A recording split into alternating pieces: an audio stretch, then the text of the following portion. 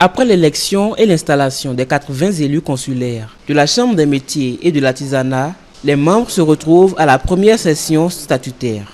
Cette journée vient orienter le champ de travail de cet établissement public qui est sous l'autorité de l'État. Cette session ordinaire, du moins, qui sonne comme notre premier test de cohésion et d'harmonie indispensable au succès de notre mandat, doit nous permettre, entre autres, d'examiner et d'adopter le collectif budgétaire au titre de l'exercice 2022, d'examiner et d'adopter le budget de la Chambre de métiers de l'artisanat du Bénin pour le compte de l'année 2023 et enfin d'installer les commissions techniques permanentes.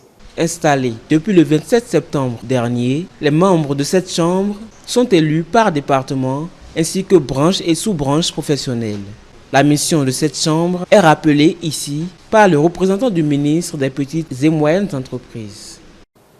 Elle est désormais le bras armé de l'État pour développer et mettre en œuvre sa politique en faveur de l'artisanat.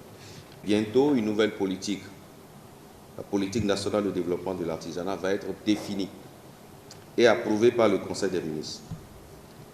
Cette politique sera suivie par une stratégie de développement de l'artisanat dont découlera le plan stratégique de la Chambre des métiers de l'artisanat.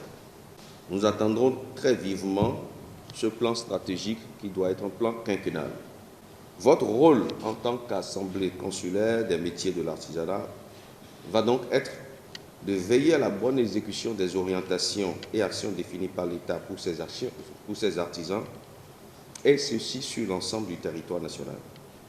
Cette ambition du gouvernement de réunir et soutenir les artisans en raison de leur contribution socio-économique s'illustre à travers le montant de 1 milliard de francs CFA à eux destinés.